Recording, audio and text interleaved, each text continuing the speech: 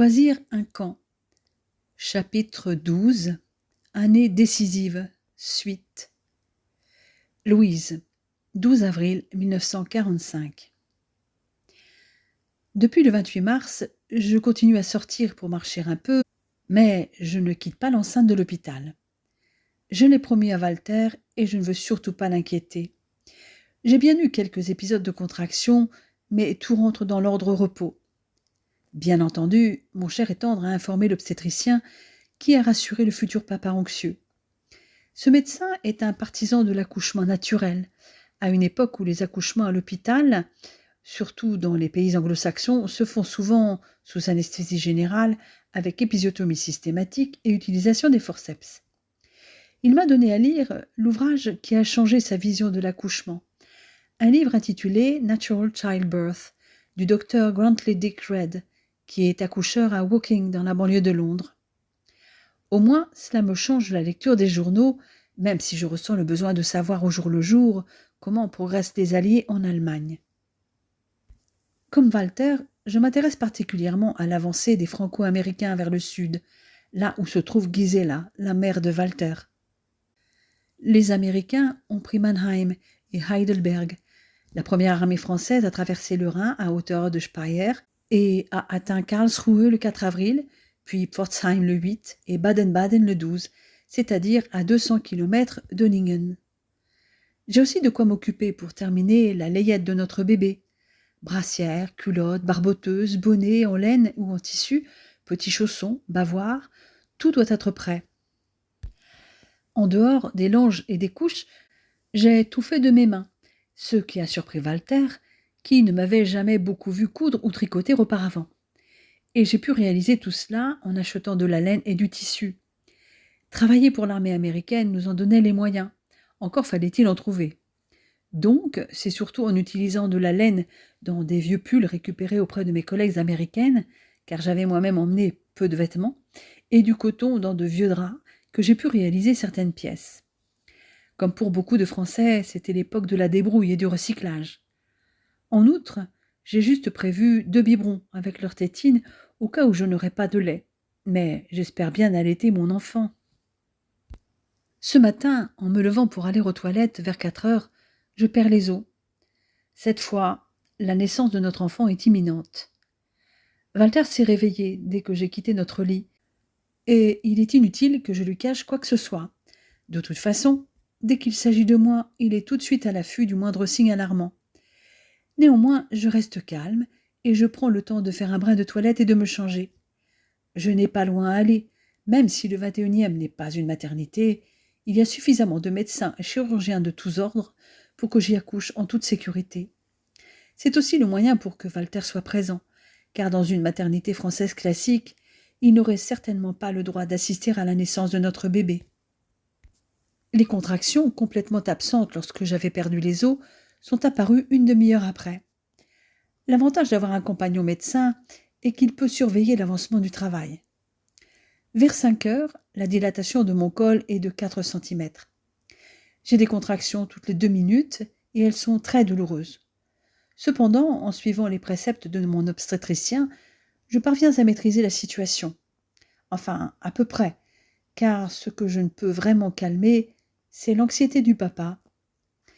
Je parviens néanmoins à le faire patienter jusqu'à 8 heures. Cette fois, j'accepte de le suivre jusqu'au lieu où il est prévu que j'accouche. Vers 10 heures, je suis à dilatation complète, mais j'ai vraiment du mal à contrôler la douleur, et Walter en fait les frais, car je lui broie la main dès qu'une contraction arrive. Pour être honnête, je ne sais plus très bien quand elles commencent et quand elles finissent, tant elles sont longues et rapprochées. Pour autant, mon bébé tarde à descendre vers la sortie. Enfin, vers midi, l'équipe médicale qui m'entoure me demande de pousser. Ça fait déjà un moment que mon col est ouvert, mais je sais que c'est la dernière ligne droite. J'ai l'impression d'être écartelée, mais je donne tout ce que j'ai. À mes côtés, Walter me soutient autant qu'il peut. J'ai l'impression de fournir des efforts surhumains, et au bout d'une heure, sans doute parce qu'il a entendu dire le mot forceps, notre bébé apparaît. Walter est aux premières loges et il est aux anges. C'est une merveilleuse petite fille. Maintenant, il ne reste plus que le placenta. Mais rien ne se produit. Je ne ressens pas la moindre contraction qui faciliterait son expulsion. On m'appuie un peu sur le ventre, mais sans résultat. Au bout d'une demi-heure, on me dit qu'il faut que ça sorte, sinon il va falloir aller le chercher.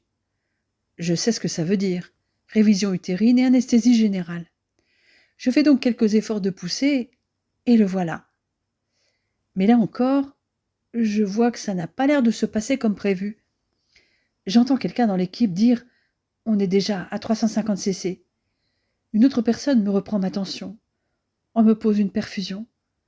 Walter ne m'a pas lâché, mais il est pâle comme un linge.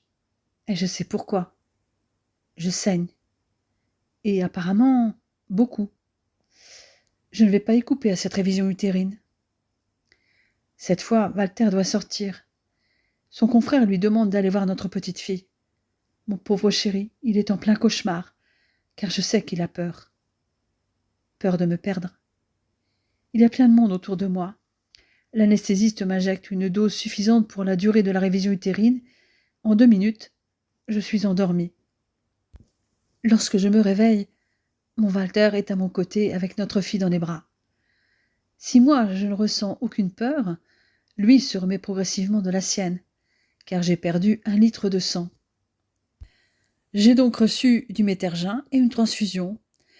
Moi qui avais hâte de donner la tétée à mon bébé, je vais devoir attendre à cause de l'anesthésie générale, même si elle a été de courte durée. En outre, je vais rester sous surveillance pendant au moins 2 heures, puis rester hospitalisée quelques jours. Heureusement, Walter bénéficie de certains privilèges. Il peut rester auprès de moi. En fait, cela nous rassure tous les deux. Nous sommes béats d'admiration devant notre fille, qui doit pour l'instant se contenter d'un biberon d'eau sucrée. Toutefois, elle n'aura pas à attendre 24 heures comme c'est l'habitude dans les maternités françaises. S'il n'y avait pas eu cette hémorragie de la délivrance, je l'aurais déjà allaitée. La guerre nous semble loin aujourd'hui. Nous sommes tout à notre bonheur de parents. Walter a eu le plus beau cadeau d'anniversaire qui soit, car notre fille est née le même jour que lui. Louise, 18 avril 1945. Nous sommes toujours sur notre petit nuage. Notre petite Adèle est un bébé calme qui, depuis qu'elle peut téter dès qu'elle en a besoin, dort comme un ange quand elle est repue. Walter nous rejoint dès qu'il a un moment de libre et passe ses nuits auprès de nous. Aujourd'hui, il s'est rendu à la mairie de Mirecourt pour la déclaration de naissance d'Adèle et la reconnaître puisque nous ne sommes pas mariés. Il n'y est pas allé seul. Le gynécologue obstétricien qui s'est occupé de moi l'a accompagné, ainsi que l'infirmière chef. L'officier d'état civil a été surpris par l'arrivée de 3 officiers de l'US Army, dont une femme, dans les locaux de la mairie de Mirecourt. Je crois surtout qu'il se demandait au départ comment il pourrait se débrouiller si nous ne parlions pas sa langue. Il a eu l'air rassuré lorsque je me suis adressée à lui en français pour lui dire que nous venions déclarer une naissance et que je voulais reconnaître l'enfant. J'imagine qu'il a dû être très étonné. En effet, et heureusement que les majors Walton et Spaulding étaient avec moi lorsque je lui ai décliné mon identité et mon lieu de naissance et qu'il en a eu la preuve sous le nez. Il n'avait même pas besoin de traduction car il maîtrisait bien l'allemand, comme la plupart des Lorrains, pour décrypter mes documents d'identité. Lorsqu'il a vu mon justificatif de domicile, le tien et ta carte d'identité, ainsi que l'attestation du colonel Caddy, il s'est un peu décoincé. Je suis émue lorsque je prends connaissance de l'acte de naissance de notre fille.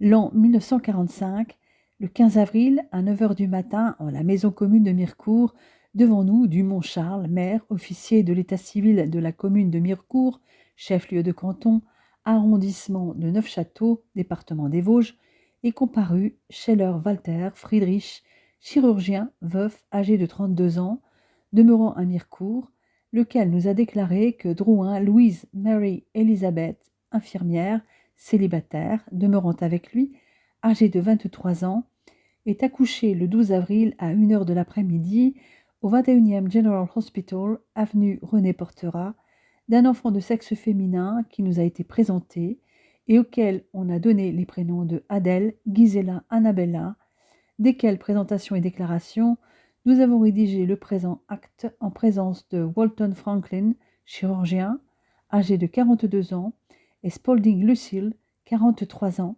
demeurant tous deux à Mirecourt, témoins, et après lecture faite, nous avons signé avec eux. Ce jour, le 15 avril 1945, à 9 heures, Scheller-Walter Friedrich, le père de l'enfant, déclare le reconnaître et être informé du caractère divisible du lien de filiation ainsi établi. Après lecture et invitation, nous, Dumont-Charles, maire, officier de l'état civil, avons signé avec le déclarant. Notre fille est née hors mariage, mais elle a un père. Selon le Code civil, elle est une enfant naturelle simple. Nous n'avons qu'une hâte désormais, que cette guerre finisse et que nous puissions enfin nous unir et qu'elle porte le nom de son père, qui est littéralement fou de sa petite Heidi, car il l'a immédiatement surnommée ainsi en m'expliquant que c'est le diminutif d'Adèle chez lui. Ma foi, je n'y vois aucun inconvénient, je trouve que Heidi, c'est mignon. Pour l'instant, nous nous contentons de suivre les progrès de l'armée de Delattre en particulier. Les journaux d'aujourd'hui évoquent l'agonie du Reich. La Wehrmacht n'a plus de possibilités stratégiques, ni les effectifs nécessaires. Et Walter est heureux de lire que Patton et Hodges, dans leur course vers l'Est, ont dépassé Leipzig. Ils sont à 25 km de la frontière tchèque et à 50 km de Dresde. Plus bas, d'autres troupes de la 3e armée de Patton ont atteint Bayreuth et marchent sur Nuremberg, vers laquelle vont aussi les fantassins du général Patch. Les Français, eux, foncent dans la plaine de Bade. Lors de leur progression, les Alliés, qu'ils soient russes, américains ou britanniques, libèrent aussi les prisonniers de camp nazis, comme en témoignent les journaux, parlant du retour des déportés, comme ces 300 femmes revenant de Ravensbrück et ramenées à Genève le 13. Pourtant, la presse ne s'étend pas beaucoup sur le sujet. Déjà au début février, avait été relaté le retour de 100 000 prisonniers et de déportés français, abandonnés dans leur camp par leurs geôliers en fuite, libérés par l'armée rouge, sans autre détail. Il y avait eu ensuite un encart demandant l'envoi d'urgence d'avions chargés de vivres et de médicaments demandés à Moscou par le comité de Lublin, devant la situation pénible des internés du camp d'Oswiecim en Pologne.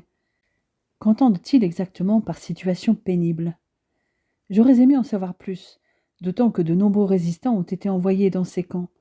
Je sais pertinemment que les agents de la Gestapo et de la SD les torturaient pour les faire parler et qu'ensuite ils étaient soit fusillés, soit déportés. Je me demande quelles étaient leurs conditions de vie dans ces camps de travail. Mais de cela, rien ne fuite dans les médias. Dans cet article, il était question de 4000 déportés politiques, dont de nombreux Français, libérés par les Russes comme d'autres déportés à Lodz. Des Alsaciens et des Lorrains, déserteurs de l'armée allemande, avaient aussi été récupérés, sans autre précision. Un autre article, à la mi-février, avait expliqué la nécessaire organisation pour rapatrier les 720 000 prisonniers de guerre, les 220 000 prisonniers transformés en travailleurs, les 708 000 déportés du travail, les 400 000 déportés politiques, les 115 000 déportés raciaux et les 300 000 Alsaciens et Lorrains mobilisés dans la Wehrmacht. Le total est hallucinant, près de 2,5 millions de personnes à rapatrier. Tout cela ne va pas se faire en quelques jours. Il va falloir des semaines, des mois.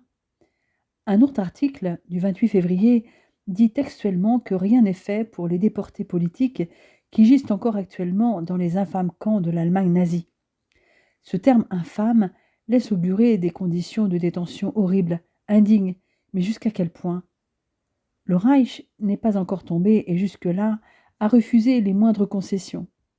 Toutefois, des pourparlers visaient à obtenir la possibilité d'améliorer un peu le sort des déportés des camps pas encore libérés, en leur permettant de correspondre avec les familles, de nommer des hommes de confiance dans les camps et de permettre des envois individuels et collectifs.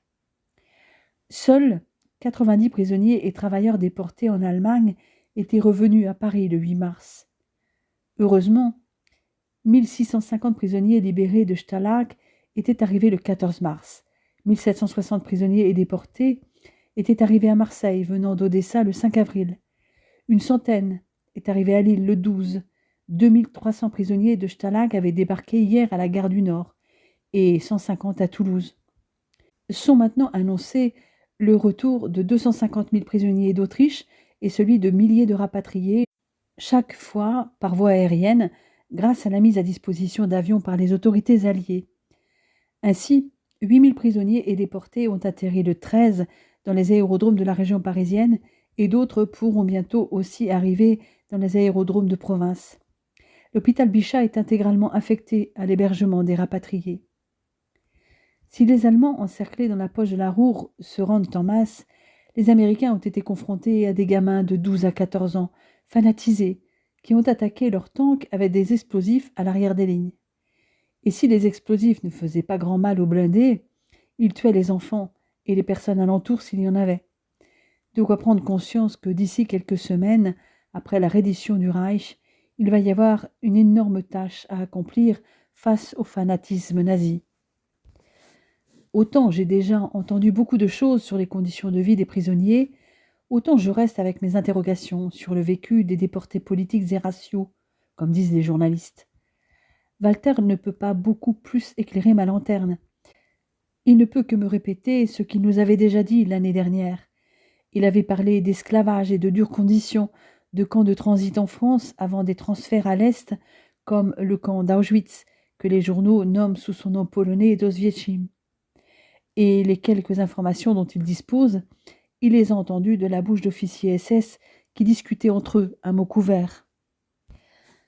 Comme tous les Allemands, je connaissais l'idéologie nationale-socialiste et l'existence de camps d'internement dont les opposants politiques ont été les premières victimes.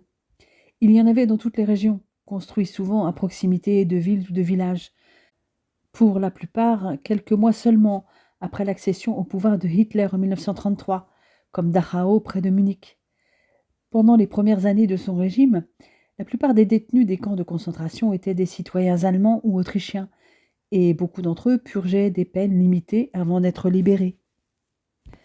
Les autorités allemandes ne cachaient pas ces camps. D'ailleurs, l'une des fonctions du système des camps était d'intimider, même terroriser la population locale et la population générale, pour la rendre plus facile à contrôler. Je comprends ce que tu veux dire. C'est ce qui a été fait aussi en France occupée. Une population qui vit dans la crainte est plus facilement maîtrisée. Tu sais, mon amour, l'Allemagne n'était pas une société totalitaire lorsque Hitler est arrivé au pouvoir. Et même lorsqu'il a été au pouvoir, de nombreuses personnes ont résisté.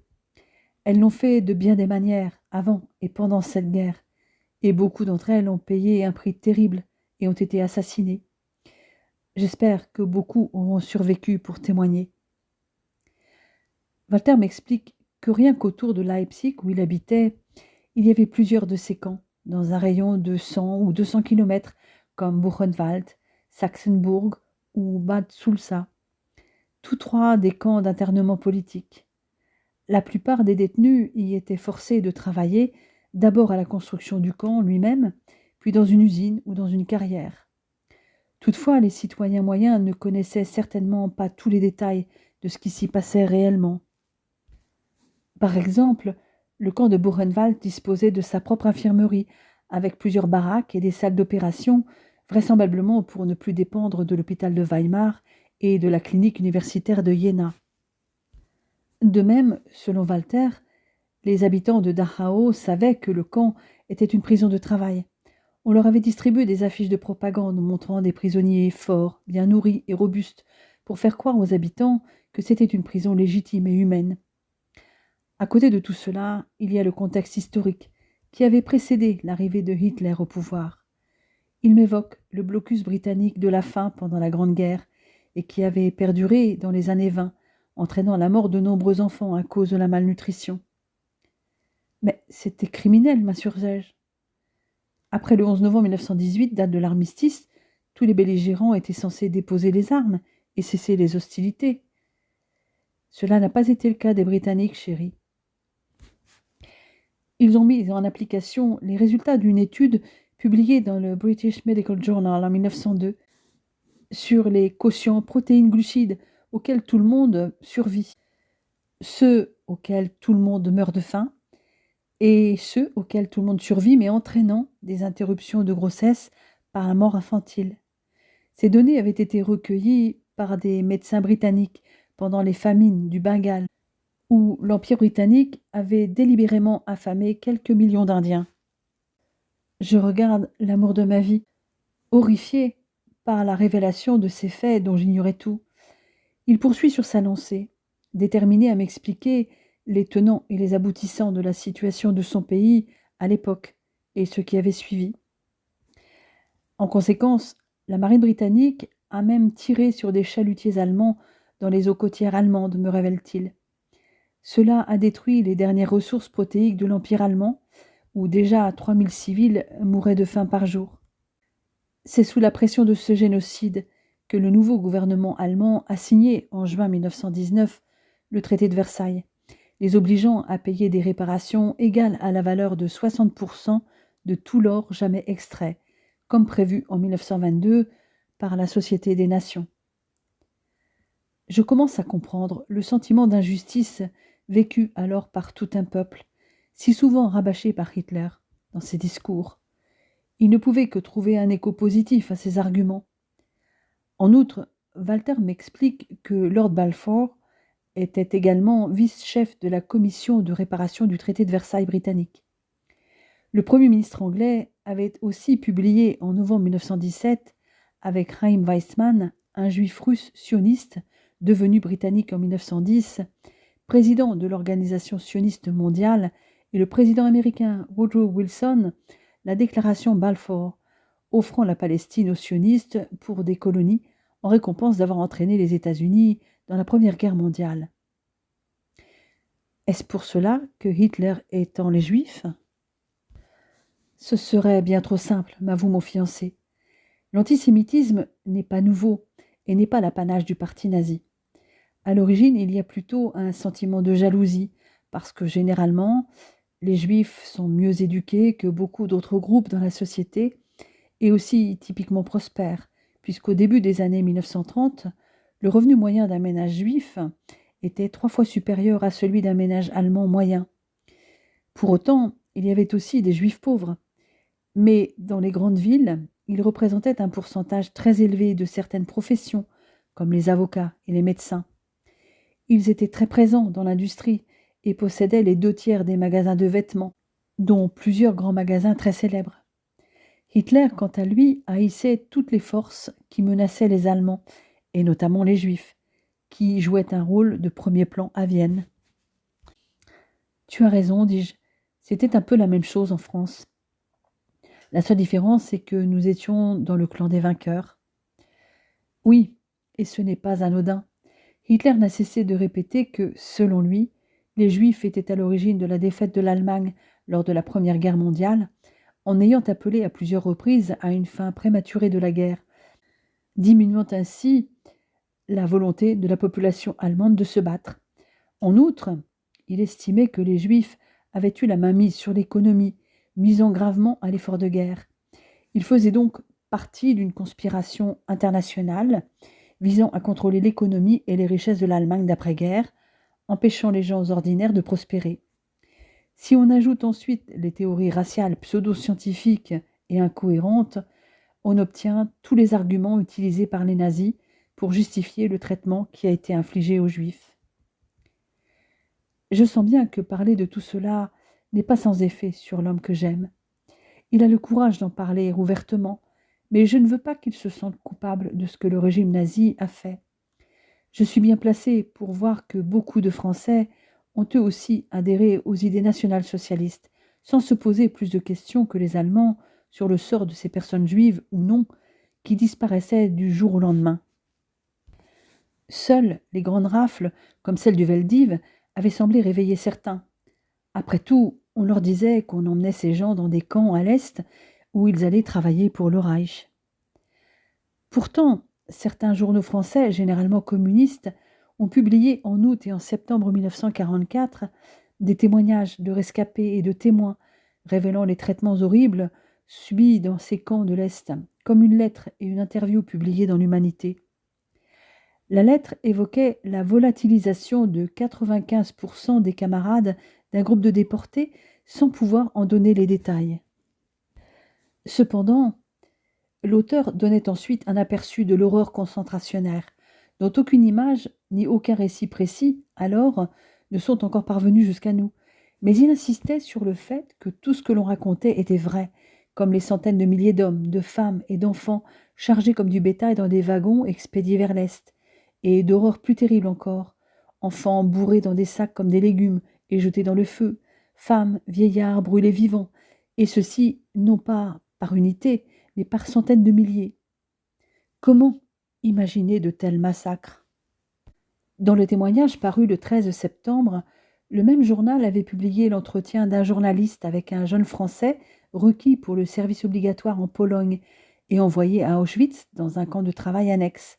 Il racontait avoir été en contact quotidien pendant 8 mois avec les déportés du camp de concentration et décrivait avec précision les assassinats systématiques menés par les nazis, avec des détails atroces, comme un condamné politique décapité à coups de bêche par un des SS chargé de la garde du camp pour un soi-disant sabotage destiné à nuire au rendement du travail effectué par des hommes épuisés, ou ce juif tombé dans une coulée de béton sans que le travail soit arrêté pour si peu. Ce témoin insistait sur la volonté des SS de dégrader la dignité humaine en forçant leurs malheureuses victimes à se battre pour une cigarette ou un morceau de pain, en accumulant sur elles des souffrances pires que la mort.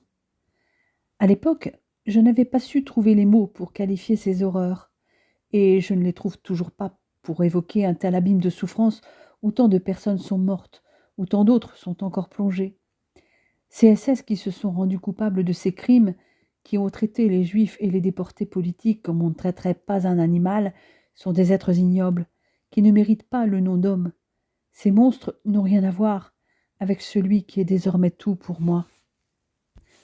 Je ne dis pas un mot et je garde mes réflexions secrètes afin de ne pas blesser Walter. Nous aborderons sans doute le sujet un jour ou l'autre, mais pas aujourd'hui. Je me réfugie dans ses bras et il m'enlace étroitement. Je cherche ses lèvres et la chaleur de sa peau. Il est mon refuge, où que je sois. Je suis prête à le suivre n'importe où.